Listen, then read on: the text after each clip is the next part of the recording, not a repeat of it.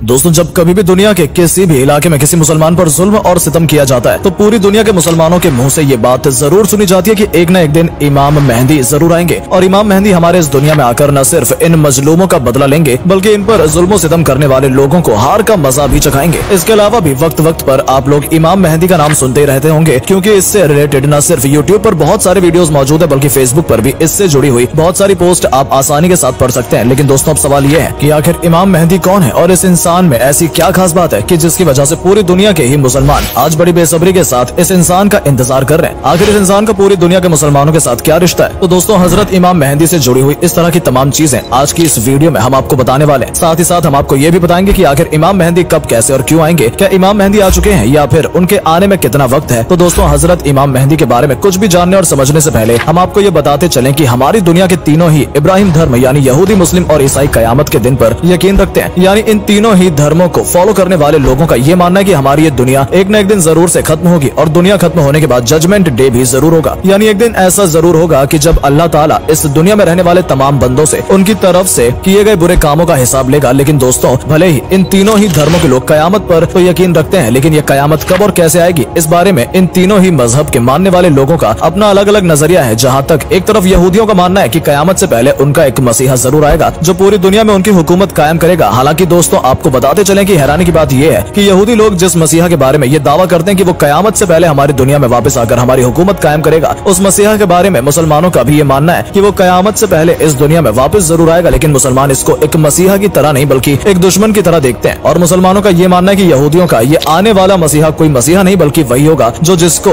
इस्लाम में दज्जाल का नाम दिया गया है। वहीं दूसरी तरफ ईसाइयों का कयामत के बारे में ये मानना है कि कयामत आने से पहले हमारी इस दुनिया में हजरत ईसा अलैहिस्सलाम वापस जरूर आएंगे। हालांकि दोस्तों, मुसलमान भी हजरत ईसा अलैहिस्सलाम के बारे में यही नजरिया रखते हैं और मुसलमानों का भी यही मानना है उनके कयामत से पहले ये हजरत ईसा अलैहिस्सलाम इस दुनिया में वापस जरूर आएंगे। लेकिन फर्क ये है कि जहाँ तक एक तरफ ईसाइयों का ये मानना है कि हजरत ईसा अलैहिस्सलाम इस दुनिया में पैदा होंगे, तो वहीं दूसरी तरफ मुसलमानों का ये मानना है कि हजरत ईसा अलैहिस्सलाम पैदा नहीं बल्कि डायरेक्ट उतारे जाएंगे, क्योंकि हजरत ईसा अलैहिस्सलाम को तो जाहिरी मौत आई ही नहीं थी बल्कि उनको तो जिंदा आसमान पर उठा लिया गया था। हजरत ईसा अलैहिस्सलाम के हमारे इस दुनिया में वापस आने के साथ साथ और भी बहुत सारी चीजें मुसलमानों की धार्मिक किताबों में कयामत की निशानी के तौर पर जिक्र की गई है। यानी ऐसी बहुत सारी चीजों के बारे में बताया गया है कि जिनके पूरे होने के बाद ही कयामत आएगी, यानी कि हमारी ये दुनिया खत्म होगी। और कयामत की उन निशानियों में से एक बड़ी निशानी हजरत इमाम मेहंदी का पैदा होना भी है। यानी मुसलमानों का ये मानना है कि जब हमारी दुनिया का आखिरी वक्त चल रहा होगा और हमारी दुनिया में गुनाह बहुत ज्यादा बढ़ गए होंगे, यानी ना इंसाफी, कत्ल, चोरी, डकैती, ये सारी चीजें बिल्कुल आम हो चुकी होंगी, तो हजरत इमाम मेहंदी पैदा होकर इस दुनिया को एक बार फिर से इन सारे गुनाहों से पाक कर देंगे। न सिर्फ पूरी दुनिया में जुल्म सितम और नाइंसाफी को खत्म करेंगे बल्कि एक ऐसी मुस्लिम सल्तनत भी कायम करेंगे कि जिसमें हर इंसान के लिए अमन और शांति होगी। दोस्तों, हजरत इमाम मेहंदी की पैदाइश मदीना शहर में होगी और उनका नाम या तो मोहम्मद या फिर अहमद होगा। उनके वालिद यानी फादर का नाम अब्दुल्ला और माँ का नाम आमना होगा। वहीं बात करें अब अगर उनके खानदान की, तो हदीस की किताबों से ये बात क्लियर होती है कि हजरत इमाम मेहंदी का जन्म इस्लाम के चौथे खलीफा यानी हजरत अली और उनकी बीवी यानी हजरत फातिमा की नस्ल से होगा, यानी हजरत अली की नस्ल में पैदा होंगे। दोस्तों, हजरत इमाम मेहंदी बाद में मदीने से बैतुल मुकद्दस यानी फिलिस्तीन की तरफ चले जाएंगे। बात करें अगर इस्लाम धर्म के दूसरे सबसे बड़े ग्रुप यानी शिया लोगों की, तो आपको बताते चलें कि शिया लोगों का ये नजरिया है कि हजरत इमाम मेहंदी तो पहले ही पैदा हो चुके हैं। उन्होंने सिर्फ और सिर्फ अपनी जान की हिफाजत के खातिर लोगों से अपने आप को छिपा कर रखा है। जब अल्लाह ताला चाहेंगे, यानी कि जब हजरत इमाम मेहंदी को यह महसूस होगा कि अब उनके सामने आने का वक्त हो चुका है, तो वो खुद ब खुद पूरी दुनिया के सामने आ जाएंगे और पूरी दुनिया से नाइंसाफी और जुल्म सितम को खत्म करके एक बड़ी मुस्लिम सल्तनत कायम करेंगे। दोस्तों, जिस वक्त हजरत इमाम मेहंदी लोगों के सामने अपने आप को जाहिर करेंगे, यानी लोगों को ये बताएंगे कि मैं वो इमाम मेहंदी हूँ कि जिसका तुम लोग सैकड़ों सालों से इंतजार कर रहे हो, उस वक्त हजरत इमाम मेहंदी की उम्र लगभग 40 साल होगी। और हजरत इमाम मेहंदी अपने इमाम मेहंदी होने का ऐलान कहीं और नहीं बल्कि इस्लाम की सबसे पवित्र जगह यानी कि काबे के पास करेंगे। और अपने इमाम मेहंदी होने का ऐलान करते वक्त हजरत इमाम मेहंदी सफेद कपड़े पहने हुए होंगे। इसके अलावा उनके पास इस्लाम के आखिरी पैगंबर यानी हजरत मोहम्मद की कमीज के साथ साथ उनका झंडा और उनकी एक तलवार भी मौजूद होगी। और हजरत इमाम मेहंदी की हुकूमत इस दुनिया में लगभग 7 साल तक कायम रहेगी। दोस्तों, भले ही कुरान में हजरत इमाम मेहंदी का जिक्र न आया हो, लेकिन इस्लाम की दूसरी हदीस की किताबों में हजरत इमाम मेहंदी का जिक्र बहुत ज्यादा आया है, इतना ज्यादा कि जिसका जिक्र करना इस छोटी सी वीडियो में मुमकिन भी नहीं है। इसके अलावा हदीस की बहुत सारी किताबों में हजरत इमाम मेहंदी के हमारी दुनिया में जाहिर होने से पहले की कुछ निशानियां भी बयान की गई हैं, जिसमें से एक निशानी ये भी है कि हजरत इमाम मेहंदी के इस दुनिया में जाहिर होने से पहले एक चमकदार सितारा ईस्ट यानी मशरिक की साइड से निकलेगा। ये सितारा इतना ज्यादा चमकदार होगा जैसे दिखने में हम लोगों को 14वीं का चांद नजर आता है, यानी ये सितारा हद से ज्यादा रोशनी देगा। इसके अलावा ये सितारा उस वक्त भी आसमान पर नजर आया था कि जब हजरत नूह अलैहिस्सलाम के दौर में तूफान आया था। इसके अलावा जब हजरत इब्राहिम अलैहिस्सलाम को आग में डाला गया था, तब ये सितारा आसमान पर जाहिर हुआ था हजरत मूसा अलैहिस्सलाम के दौर में, जब फिरौन को उसकी पूरी फौज के साथ समुद्र में डुबोया गया था। उस वक्त भी यह सितारा बिल्कुल पहले की तरह ही आसमान पर नजर आया था। उसके अलावा आमतौर पर भी यह सितारा लगभग हर 80 साल के बाद आसमान पर नजर आता है और आखिरी बार यह सितारा 1986 में आसमान पर देखा गया था। अगली बार